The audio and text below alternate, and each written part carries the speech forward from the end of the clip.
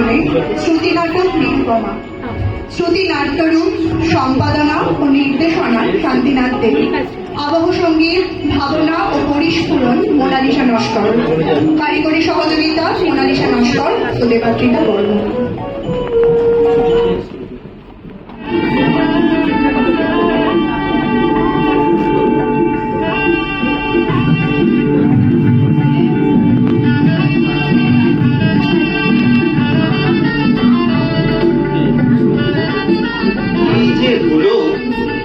সনাতন এখনো আসছে না কেন?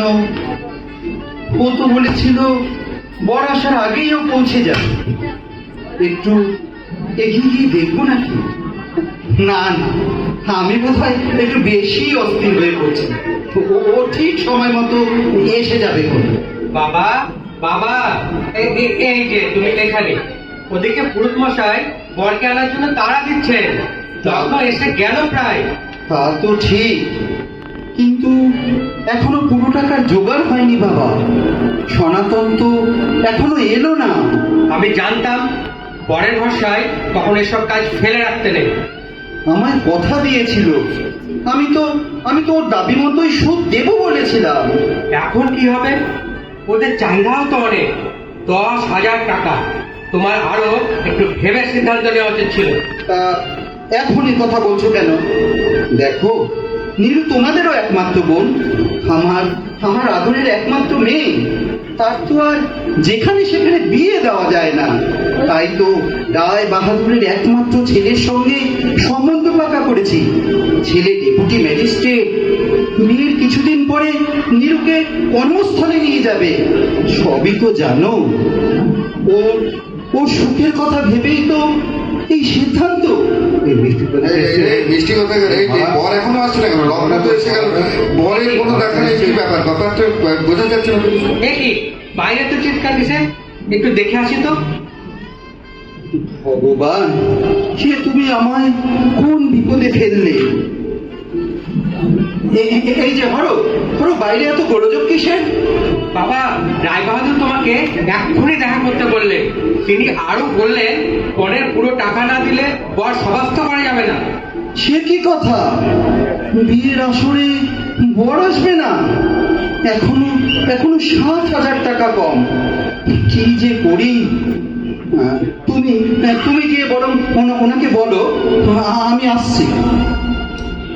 আপনাকে আর আসতে হবে না, আমি চলে এলাম। আসুন, বসতে আজ্ঞা হোক। যাও বাবা হরো, ওনার জন্য একটু হুকো এনে দাও তো। আজকে বলছিলাম কি, নগদ টাকাটা এখনো পুরো জোগাড় করে উঠতে পারিনি। 7,000 টাকা এখনো বাকি। সে কি মশাই, এ তো কথার খেলা। বিয়ের আগেই তো টাকাটা দেওয়ার কথা ছিল নাকি? সে তো বটেই। আগে বলছিলাম যদি একটু বিবেচনা করেন। আর সবই তো ঠিক আছে। কিসের ঠিক আছে? খাট, বিছানা, আসবাবপত্র এসব তো দিতেই হয়। আসল তো নগদ, সেটাই কম। দিয়ে দেবো। আমি কথা দিচ্ছি, ধীরে ধীরে সবটা পরিশোধ করে দেবো। আপনি দয়া করে বিয়ের অনুমতিটা দিন। না হলে মেয়েটা যে আমার লগ্ন প্রস্তাব হবে। একমাত্র আপনি পারেন আমার মেয়ের সম্মান বাঁচাতে। শুনুন, বাজে কথায় সময় নষ্ট করার ইচ্ছা আমার নেই। কোন দিন তবেই বর সভাস্থ হবে, নইলে বর নিয়ে ফিরে যেতে আমরা বাধ্য হব। বাবা, এ কি শুনছি? আমাকে নাকি বিয়ে না করেই ফিরে যেতে হবে? কি তুমি এখানে এলে কেন? দেখছো না এখানে বড়দের কথা হচ্ছে? যাও তুমি ভেতরে যাও। আমি যেটা জানতে চাইছি সেটা কি ঠিক? হ্যাঁ ঠিক। কেন? বনের টাকা পাইনি বলে। বাবা জীবন, আমি পুরো টাকাটা এখনো জোগাড় করে উঠতে পারিনি। আমি কথা দিচ্ছি, ধীরে ধীরে সবটা শোধ করে দেব। এই তো উনি বলছেন আস্তে আস্তে দিয়ে দেবে। এমন তো কথা ছিল না।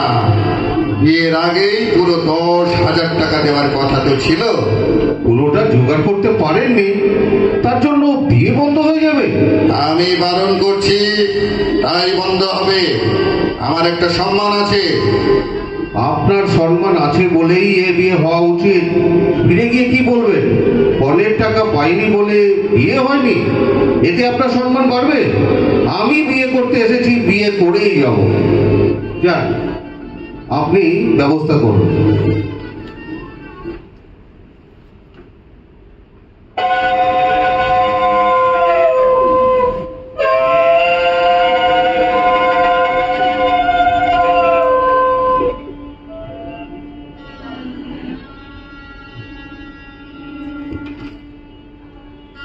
বাবা, তুমি এখানে বসে আছো?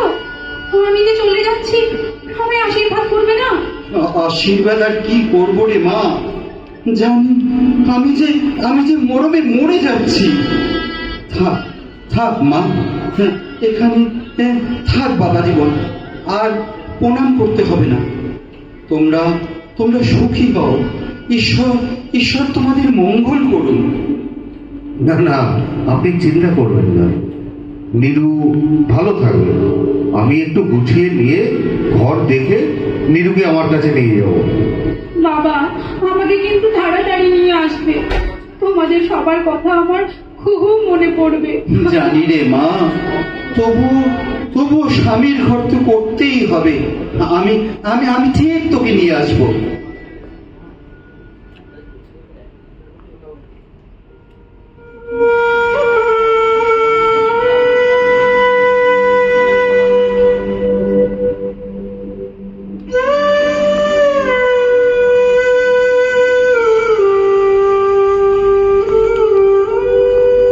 আমি তাহলে আসি নীরু?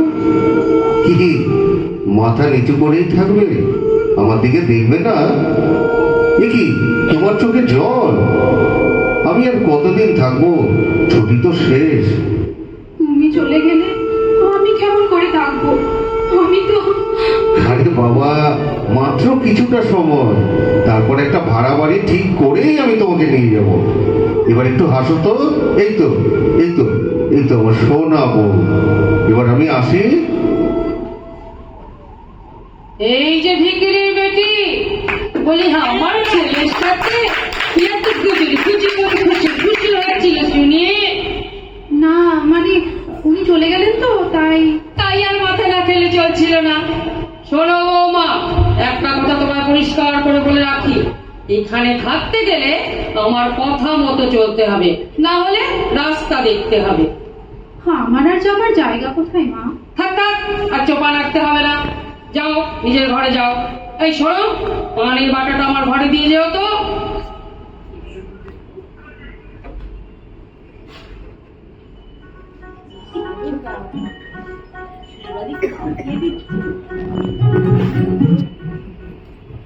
দিদি, কেমন আছো? ছেলের বিয়েতে তো থাকতে পারলাম না, তাই বউ দেখতে এলাম। এসো এসো, তোমার সব খবর ভালো তো? না গো দিদি, মায়ের শরীরটা ভালো নেই, তা বৌমাকে ডাকো দেখি। বৌমা, বৌমা, একবার এসো তো। আমায় ডাকছিলেন মা? এ তো একেবারে লক্ষ্মী প্রতিমা গো দিদি। কি নাম গো তোমার নতুন বউ? আমার নাম নিরুপমা। বাহ, বেশ সুন্দর নাম। তোমার ছেলের সাথে মানিয়েছে ভালো। ভালো না ছাই, প্রায় বিনা বনে গচিয়ে দিল। সে আবার কি কথা? পণের টাকা দেয়নি? দেওয়ার কথা ছিল 10,000 টাকা, দিয়েছে মাত্র 3,000। 7,000 এখনো বাকি। তা আমি যে সম্বন্ধগুলো এনেছিলাম, তারা তো কেউ 15, কেউ 20,000 টাকাও দিতে চেয়েছিল। তা শুনেছিলে আমার কথা? এখন বোঝো ঠেলা। কপাল ভাই, সব কপাল।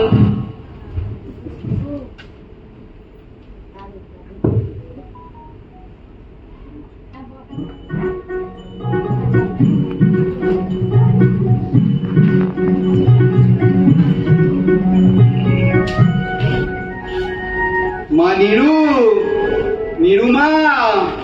মা নীরু, নিরু, বাবা এসো এসো, কতদিন পরে এলে বলো তো? আমার বুঝি মন খারাপ করে না? বাড়ির সব খবর ভালো তো? বাড়ির সব খবর ভালো রে মা। তোকে না দেখলে আমারও কি ভালো লাগে। তা তুই কেমন আছিস রে মা? না বাবা, আমার এখানে একদম ভালো লাগছে না। চলো না, তোমার জামাই যতদিন না আসে আমি তোমার কাছে গিয়ে থাকি। আজ আজ তোকে নিয়ে যাবো বলেই তো এসেছি, একেবারে বুক বেঁধে এসেছি। সে হবে ক্ষণ, আগে কিছু মুখে দাও তো। এই নাও, এই নাড়ুটা খেয়ে একটু জল খাও। আবার নাড়ু কেন? আরে দিচ্ছি, খাও। আমাকে খেতে দেয়, আমি না খেয়ে রেখে দিই। তা না খেয়ে রেখে দিস কেন মা? জানি রে মা, ওরা ওরা তোকে খুব বাজে বাজে কথা বলে। সত্যি করে বলতো মা, তুই ঠিক আছিস তো? আমি ভালোই আছি বাবা, কিন্তু তুমি কেন আসো না? মেয়েকে দেখতে বুঝি ইচ্ছা করে না তোমার? আমি যেখানে কাঁদিস নে রে মা, কাঁদিস নে। আমি আমি যখন এসে গেছি আর কোনো চিন্তা নেই। এবার এবার এবার আমি তোকে নিয়ে যাবই। তুমি বললে ওরা আমাকে যেতে দেবে কেন? দেবে রে মা, দেবে। এবার এবার আমি তৈরি হয়েই এসেছি। আচ্ছা, তোর চোখের তলায় কালি, শুকনো মুখ, সত্যি করে বলতো রাতে জ্বরটা আসে না তো? আমার কিছু হয়নি বাবা, আমি ঠিক আছি। বাপের চোখকে ফাঁকি দিবি রে মা, সত্যি করে বল আমায়। হ্যাঁ হ্যাঁ বাবা, ওই প্রায় রাতের দিকে জ্বর আসে। কিন্তু এ তো ভালো কথা নয়। তা বাড়িতে কিছু বলিসনি? কি হবে বলে? বলবে সব বাজে কথা, বাপের বাড়ি যাবার মতলব। আমারই আমারই মানুষ চেনার ভুল হলো রে মা। আমি আমি তোকে নিয়ে গিয়ে ডাক্তার দেখাবো, সব ঠিক হয়ে যাবে। ওই তো ওই তো ওই তো ওনারা এদিকেই আসছে। নমস্কার বেয়াই, নমস্কার নেবেন বেয়াই। হ্যাঁ বেয়াই, টাকাটা বাকি আছে বটে, রোজই মনে করি, কিন্তু সময়কালে আর হয়ে ওঠে না। বয়স তো হচ্ছে। এই নিন, এই নিন, এই টাকা কটা রাখুন, পরের বার পুরো শোধ করে দেব। এ তো মাত্র 3,000 টাকা। 3,000 টাকায় কি হবে? এই নিন, সূচো মেরে হাত গন্ধ আমি করি না। আপনার আর কিছু বলার আছে? বেয়াই মশাই, মেয়েকে যদি কটা দিন আমার বাড়িতে নিয়ে যাওয়ার অনুমতি দেন। সেটা এখন সম্ভব নয়। এখানে তো বৌমার থাকা খাওয়ার কোনো অসুবিধা হচ্ছে না। আপনি এখন আসতে পারেন।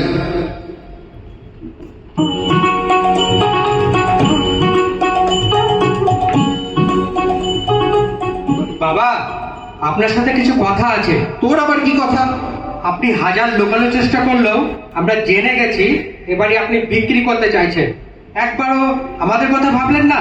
আমরা কোথায় থাকবো? তোদের জন্য আমি কি নরকে যাব? আমাকে তোরা সত্য পালন করতে দিবি না? যা যা যা এখান থেকে, যত সব।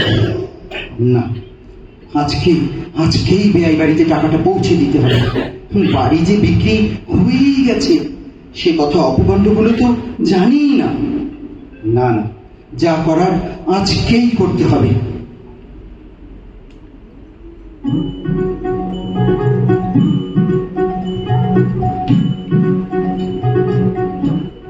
বেয়াই মশাই, বেয়াই মশাই, বেয়াই মশাই আছে? বাবা তুমি?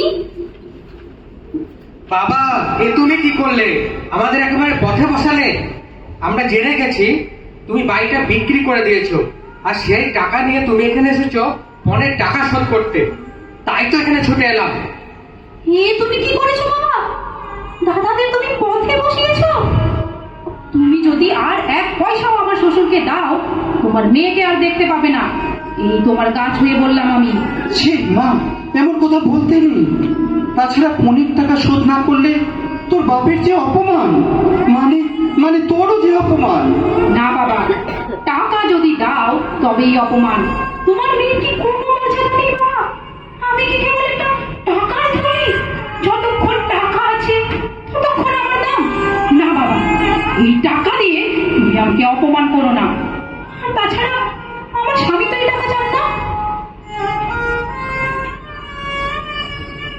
তাহলে তাহলে ওরা তো আমাদের বাড়ি যেতে দেবে না।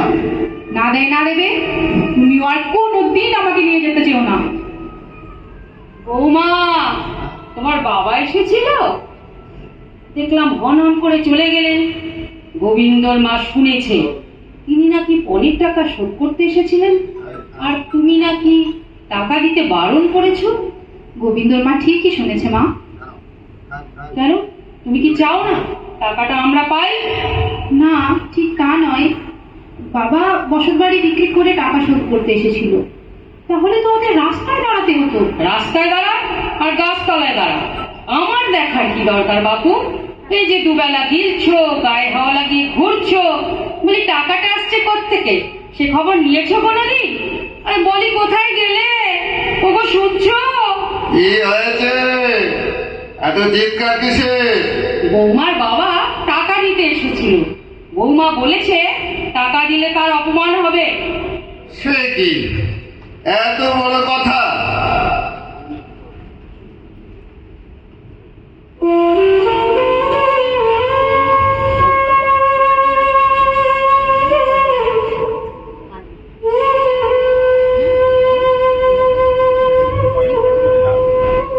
গিন্নিমা, গিন্নিমা, ও গিন্নিমা, আপনার বৌমার খুব শরীর খারাপ করছে, মনে হয় ডাক্তার ডাকতে হবে। শিগগির একবার আসেন। ছাড় তো এসব নাটক, বাপের বাড়ি যাবার মতলব। ডাক্তার ডাকার কোনো দরকার নেই, নিজের কাজ কর। শোন, পানের বাটাটা একবার নিয়ে আয় তো। এই যে এই নিন গিন্নিমা, পানের বাটা।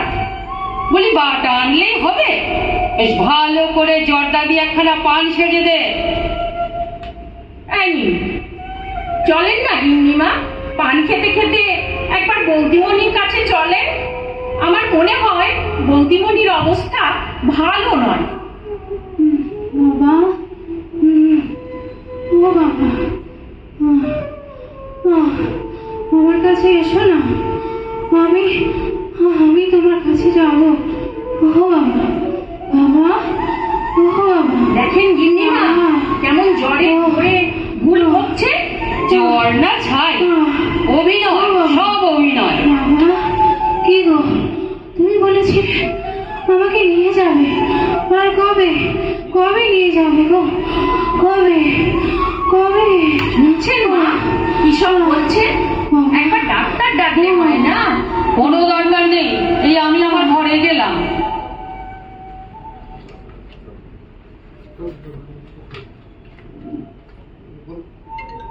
গিন্নিমা, গিন্নিমা,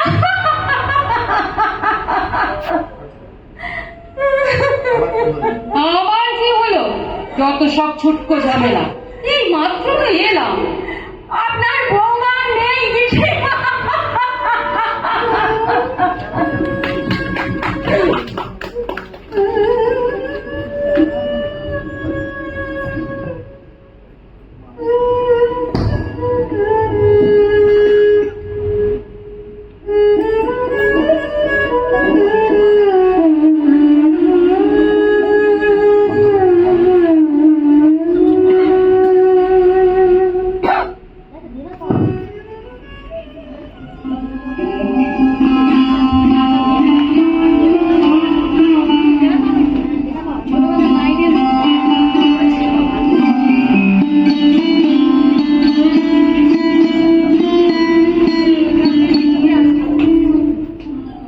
দেখলে তো গিন্নি, বৌমার শেষ কাজটা কেমন করলাম? সে আর বলতে, কাজ তো নয়, যেন রাষ্ট্র যজ্ঞ। এত বড় চন্দন কাঠের চিতা এই তল্লাটে কেউ কোনোদিন দেখেছে? সে তো বটেই। শ্রাদ্ধ, শান্তি, কাঙালি ভোজন, দান, ধ্যান কিছুরই তো কম রাখেনি। বুঝলে গিন্নি, নায়েব বলছিল কিঞ্চিত দেনা হয়েছে। সে হোক, আয় বাড়ির কাজ বলে কথা। শোনো গিন্নি, এই তোমার খোকা ভারতীকে চিঠি লিখেছে, ও নাকি ঘর দেখেছে নিরুকে ওর কাছে পাঠিয়ে দেওয়ার কথা বলেছে, বুঝলে? এখন কি করি বলো তো গিন্নি, ওকে তো এসব কিছুই জানানো হয়নি। শোনো, তুমিও একখানা পত্র লিখে দাও, বলে দাও তোমার স্ত্রী গত হইয়াছে, তোমার ব্যস্ততার কথা ভাবিয়া তোমাকে জানানো হয় নাই। তোমার জন্য আমরা নতুন পাত্রী দেখিয়াছি। এবার 20,000 টাকা নগদ পণ এবং হাতে হাতে আদায়।